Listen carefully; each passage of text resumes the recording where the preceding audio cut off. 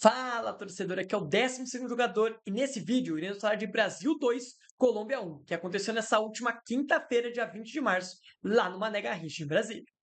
Torcedor brasileiro, após um final de 2024, na última data FIFA, com dois empates amarguíssimos, tanto contra a Venezuela fora de casa, tanto contra o Uruguai aqui em casa, o Brasil volta a vencer nas eliminatórias e vence um adversário dificílimo, que na minha visão hoje só joga menos futebol do que o nosso maior rival, a Argentina, né? Adversário, né? Na verdade, que nós teremos que enfrentar na terça-feira, lá no Monumental de Nunes, um jogo dificílimo para o que o Brasil apresenta hoje. Em questão de peças, eu acho que o Brasil é até melhor do que a Argentina, mas em questão de futebol, entrosamento e tudo, a Argentina hoje é muito melhor, então porque é a atual campeã do mundo lá em 2022. Lembrando que não teremos Messi, mas isso é papo lá pro pós-jogo de quarta-feira. Vamos falar de hoje. Vamos falar do jogo do Mané Garrincha lá em Brasília, 70 mil torcedores, público incrível para um futebol que, assim, não foi dos piores, mas também não foi dos melhores.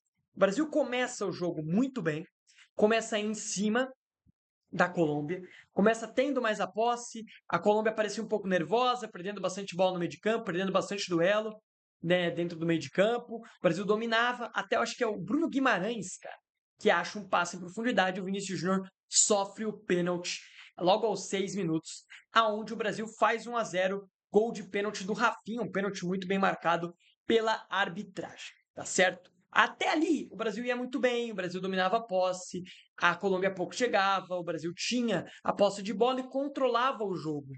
E controlou por um certo período. Aí a Colômbia aos poucos foi gostando do jogo, foi adquirindo ritmo, viu que o Brasil perdeu um pouco do ritmo, começou a aparecer, começou a ter uma chegada aqui, o Luiz Dias apareceu um pouco mais no jogo, o Rames tocar um pouco mais na bola, o Arias recebeu uns passes mais para frente do meio de campo. Começou a crescer na partida a equipe colombiana porque o Brasil deu ali uma esfriada, vamos dizer assim. E para mim o lance capital que faz o jogo ficar muito mais difícil é a lesão do Gerson. Porque o Gerson, cara, é um baita jogador. Acho hoje, pelo menos para mim, que o Gerson é o único cara desse meio de campo que é intocável. Né? Não tem como hoje. Temos Bruno Guimarães, que não é intocável para mim. O Joelton, para mim, não é opção para a seleção. A gente vai falar dele porque é ele quem entra no lugar do Gerson. Para mim, hoje ele é o único intocável. O João Gomes, quando joga, faz jogos bons, faz jogos ruins, pouco participativo. O André tem muito potencial, mas dentro da seleção ainda não conseguiu ser aquele André que a gente viu no Fluminense. Quem mais opções? O Paquetá não é um cara que me agrada. Eu sei que tem muito torcedor brasileiro aí que gosta bastante do Paquetá, mas não é um cara que me agrada. Não acho que vai bem na função de segundo volante. E o Gerson, cara, é um jogador para mim espetacular. Para mim, ele perdeu espaço na seleção do Tite até por não sei por quê, porque sempre foi um jogador muito acima da média. E após a saída dele, o Brasil perde demais o meio de campo. O Joelinton entra assim, dormindo. Entra moscando até então que ele falha, né? No lance do gol do Luiz Dias. Né, ele acaba errando ali na saída de bola. A saída de bola do Brasil foi muito ruim no jogo. É algo que o Dorival vai ter que corrigir. É algo que o Dorival vai ter que mexer, porque as pressões da Colômbia, principalmente depois que o Gerson saiu, funcionaram muito. O Brasil começou a perder muito mais as bolas perto da sua área. Isso é um perigo enorme, ainda mais pensando que a gente vai enfrentar a Argentina dentro do Monumental de Nunes e a pressão vai ser gigantesca. Então eu espero que o Dorival corrija isso para o próximo jogo, que vai ser, para mim, o jogo mais perigoso, com certeza, dessa data FIFA. Não só para mim, acho que para todo mundo, né? Um jogo que a gente está se cagando para pegar a Argentina. Tem que usar aqui os palavreados claros com vocês, né? E aí, cara, a Colômbia encontra o gol, né, no erro do Joelinton. Para mim, o Joelinton foi um dos piores em campo, entrou muito mal, perdido, dormindo, totalmente aéreo no jogo. E assim, não participou nem um pouco. Quando participou, participou errado, errando passe, muito mal. O Joelinton entrou no jogo perto do que o Gerson estava fazendo. E aí, cara, a Colômbia faz empata o jogo e continua nessa pressão, continua chegando até que termina o primeiro tempo, para mim, com justiça. Porque boa parte dele, o Brasil, foi melhor e conseguiu o seu gol. E boa, quando a Colômbia esteve melhor, a Colômbia também conseguiu o seu gol. E para mim, o 1-1 era justíssimo até aquele momento. Aí voltamos para o segundo tempo, o Brasil volta melhor, o Joelinton ainda não entrava no jogo, ele foi entrar no jogo mais para o final, quando ele começa a participar bastante, principalmente pisar mais perto da área. E aí isso é um ponto que eu vou ter que ressaltar aqui do Wanderson, tá aí a troca dele pelo Wesley. E o Brasil começa melhor, o Brasil começa a chegar, a Colômbia tem algumas escapadas, mas o Brasil faz um segundo tempo bom, tá? O Brasil faz um segundo tempo melhor do que o segundo tempo da Colômbia, então que sai vitorioso com o gol do Vinícius Júnior no finalzinho. Mas as principais mudanças para o Brasil buscar o resultado foi a saída do Wanderson, que mais uma vez o Wanderson é outro jogador na seleção, cara. Porque no Mônaco ele é um cara que sobra, ele é um cara agudo, ele é um dos caras que mais dá assistência no campeonato francês, é um cara participativo ofensivamente. Na seleção, eu não sei se é a pedido do Dorival, se é receio e medo dele de tomar a bola nas costas, o Wanderson fica pregado. O Wanderson não participa do jogo ofensivo. O Wesley, em 3 minutos que ele esteve em campo, teve 2 lances dentro da grande área, que o Wesley estava lá, o lateral direito. Os lances que ele toca pro o Arana quase faz o gol de fora da área. Porque o Wesley participou, o Wesley se movimentou, o Wesley pisou no ataque. Algo que o Wanderson ainda não conseguiu entregar a camisa da seleção brasileira. E não é que o Wanderson acha ele muito ruim. Não, eu acho o Wanderson um bom lateral. O problema é que ele não joga na seleção, da forma que ele joga no Mônaco. Muitos jogadores, inclusive, dessa seleção atual, são dessa forma. O próprio Bruno Guimarães, que não joga contra a Argentina, inclusive isso é papo para o próximo jogo, né? Para o Dorival pensar se vai convocar outro, se vai confiar nos que estão aí. Provavelmente vai ter convocado, porque o Gerson não sei se terá condições de jogar contra a Argentina, infelizmente. Mas cara, eu acho que o Wanderson tem que desempenhar mais e tem que jogar mais solto. O Wanderson fica muito preso. O Wesley entrou solto, ofensivo, atacando. E para mim, deveria ser o titular contra a Argentina. Não sei, né, como vai escolher aí, qual vai ser a escolha do Dorival no final das contas. Mas eu começaria com o Wesley lá dentro do Monumental de Nunes, tá? E também, como eu vinha dizendo, o Bruno Guimarães é outro, cara. Que é um cara que, pô, no Newcastle é um dos melhores meios da Premier League. Chega na seleção, erra passe de meio metro, faz faltas bobas. Cara, olha, o Bruno Guimarães não consegue também desempenhar a mesma coisa. É um cara que eu cobro, porque eu espero muito do Bruno. Desde a época de Atlético Paranaense, ele é um cara diferenciado e eu cobro bastante do Bruno por conta disso. Porque eu sei do que ele pode entregar e eu sei que ele não entrega tudo na seleção. Mesmo caso do Vinícius Júnior. Fez o gol hoje? Fez, mas muito momento afobado, muitos momentos passando da bola, errando o time de bola. Assim, muitos momentos em que você percebe que o Vini está desesperado, porque ele quer resolver, a gente sabe que ele tem qualidade para isso, até então que ele fez o gol hoje para resolver o resultado, mas ele se afoba, sabe? É algo que ele não parece o Vini Júnior confiante do Real Madrid. Ele é afobado para tomar as decisões, erra alguns passes bobos. Então é isso, cara. Eu acho que essa seleção tem muito jogador que acaba se afobando por estar vestindo a camisa da seleção e não consegue desempenhar o mesmo que desempenha fora. Né? E eu peguei até dados aqui para falar um pouco do Rafinha, que para mim hoje é o melhor jogador do mundo. Tá, eu sei, ele deu uma assistência, ele fez o gol de pênalti. Mas eu queria citar um pouco de questão tática aqui, porque eu sinto o Brasil do Dorival na questão ofensiva uma bagunça, gente. É assim, é um amontoado de jogadores que se amontoam em mesmas posições, isso atrapalha, cara. Vários momentos em que o Rafinha abria para a esquerda com o movimento que ele faz normalmente no Barcelona, porque é o espaço que ele ataca, e ele estava de frente com o Vinícius, com o Arana, que às vezes ocupava e ficava um montão de jogador ali. Aí o Bruno Guimarães e o Joelito encostava, formava uma barreira de brasileiro.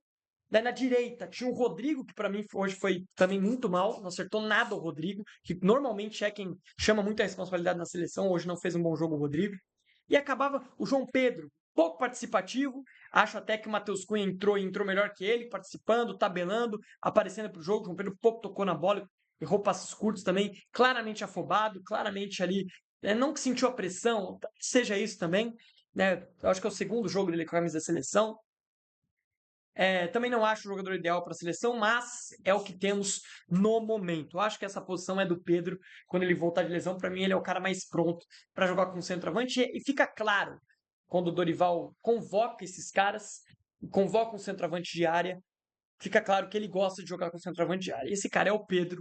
Hoje é o melhor centroavante que a gente tem aí, né? Não tem outro que possa suprir a função no mesmo nível do Pedro. Eu enxergo isso, por exemplo. Mas o Matheus Cunha acho que entrou participando, entrou tentando. Mas o que eu quero citar é que o Rafinha, hoje, ele é o nosso jogador mais diferente. Eu sei, o Vini é muito bom, o Rodrigo é muito bom, mas hoje, em questão de momento, o Rafinha, para mim, é o melhor do mundo, e eu já deixei isso muito claro aqui. E eu acho que ele deveria participar muito mais do jogo. Peguei estatísticas aqui, né, fonte totalmente do SofaScore. O Rafinha jogou 90 minutos, fez o gol de pênalti, deu assistência para o gol do Vini, teve 50 ações com a bola. Teve 72% de precisão no passe, deu 29 passes, acertou 21. Porém, aqui, passes decisivos, 3. Cruzamentos certos, 3 de 7 que ele tentou. Passes longos, 1, ele não acertou nenhum. Finalizações do gol, 2. Finalizações para fora, 1. Chutes bloqueados, nenhum. Dribles certos, 2. Tentados, 1 certo. Então, mostra que o Rafinha, eu vou deixar aí na tela, né, esses números, o Rafinha participou pouco do jogo. E hoje ele é um cara que dentro do Barcelona ele é o cérebro do time. E ele pode ser esse cara na seleção. Eu não sei se é problema do Dorival entender a forma que ele joga no Barcelona, se é uma falta de entendimento do Rafinha de como o Dorival quer que ele participe do jogo, se é um pedido do Dorival que ele se movimente, que ele acabe acumulando jogadores na mesma área, o que eu acho grotesco. O Rafinha pouco participou do jogo. Você pode falar, pô, Gabriel, ele deu uma assistência e fez um gol de pênalti. Mas ele pouco participou, ele pouco tocou na bola. Eu li aqui as estatísticas para vocês. E ele é o meia desse time. Ele estava escalado como meia. Então ele tem que participar mais do jogo. E eu sinto que ele participou muito pouco do jogo.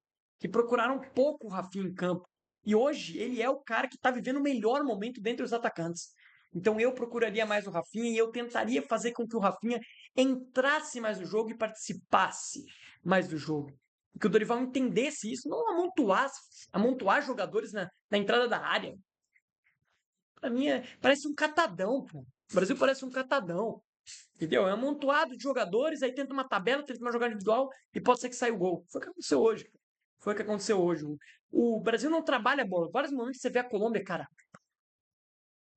Triangulação, trabalho de bola e tal e tal. E o Brasil, não. Lançamento longo pro Vinícius. Aí o Vinícius tá sozinho. Aí ninguém chega. Aí tem uma bola no Rafinha no meio de 3. Levanta um cara. E o Brasil é isso. O Brasil hoje é mal treinado pelo Dorival. Eu acredito que o Dorival pode melhorar, tá? Eu acredito nisso, que ele tem condições de melhorar esse time. Mas hoje o Brasil, em vários momentos, é um catado, principalmente atacando. É um time que depende dos lampejos individuais dos seus jogadores. Eu sei que vai ter horas que vai sim precisar do lampejo do Vini, do Rafinha, do Rodrigo, de aparecer alguém dentro da área, de atacar um espaço, mas em vários momentos o Brasil é um amontoado de jogadores na entrada da área. Amontoado. Fica amontoando o jogador na entrada da área e o ponta toca para trás, o volante toca para o outro volante chuta para fora ou pega na zaga e fica nessa. O Brasil acaba criando muito pouco por conta desse amontoado de jogadores no mesmo local, é algo que tem que resolver. Vários momentos que o Arana vai fazer uma ultrapassagem, o Vini ultrapassa. Aí o Arana tem que parar. Entendeu? Então, são coisas que tem como ser corrigida e eu sei que o Dorival tem como corrigir isso e eu espero que ele corrija isso, porque a gente tem um jogo duríssimo contra a Argentina na próxima terça-feira. Vou passar aqui pela tabela rapidamente, né, a tabela aqui das eliminatórias. Nesse momento, com essa vitória, o Brasil ficou em segundo. O primeiro colocado é a Argentina, que tem 25 pontos em 12 jogos, né? O Brasil é o segundo nesse momento, sim, jogando essa bolinha, é o segundo colocado. Você vê o nível da nossa eliminatória, tem 13 jogos e 21 pontos. O Uruguai é o terceiro com 12 jogos e 20 pontos. O quarto é o Paraguai com 13 jogos e 20 pontos. Inclusive, o Paraguai, depois que venceu o Brasil, deslanchou a vencer jogos. O Equador tem 12 jogos e 19 pontos. A Colômbia tem 13 jogos e 19 pontos.